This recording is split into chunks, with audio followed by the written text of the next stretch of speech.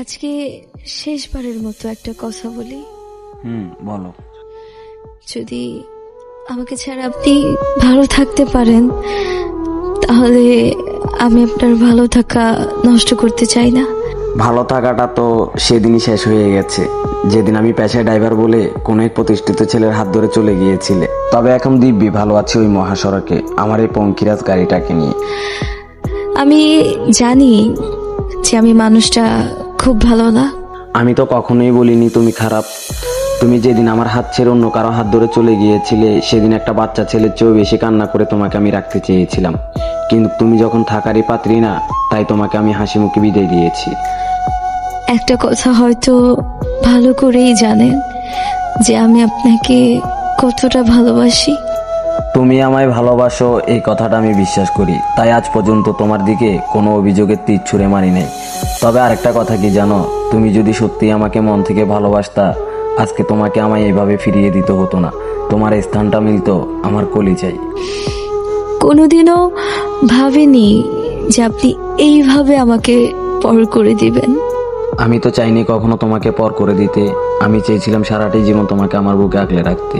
শুধু পেশায় ড্রাইভার ছিলাম বলে কুকুরের মতো তাড়িয়ে দিয়েছ আমায় কোনো এক প্রতিষ্ঠিত ছেলের হাত ধরে। আমি তো আপনার থেকে কিছুই চাইনি, শুধু চেয়েছি আপনার ভালোবাসা। এত কিছুর পরেও যদি আপনার আমাকে ভালো না লাগায় তাহলে আর কিছু করার নেই, কিছু বলারও নেই। আর লাগবে কিভাবে আপনি অন্য কারো জানা সত্ত্বেও যে আমি আপনাকে চাইছি।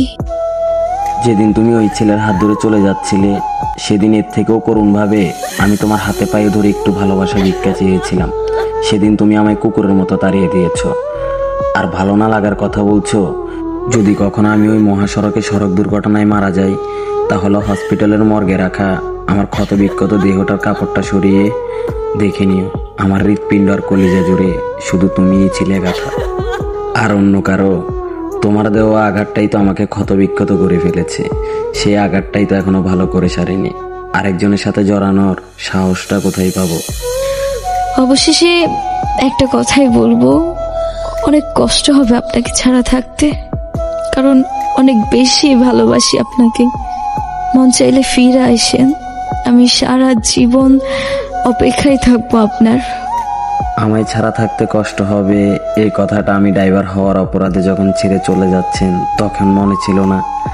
আর ভালোবাসার কথা বলছেন, আমিও তো অসম্ভব ভালোবেসেছি, তাহলে আমার ভালোবাসাটা কই? আর অপেক্ষায় থাকবেন? থাকেন, হয়তোবা কোনো এক মহাসড়কে সড়ক দুর্ঘটনায় আমার ক্ষত বিক্ষত দেহটাই দেখতে পারবেন। তবে যতদিন বেঁচে থাকবো এই ড্রাইভার হওয়ার অপরাধে কোনো নারীর ভালোবাসা চাই না।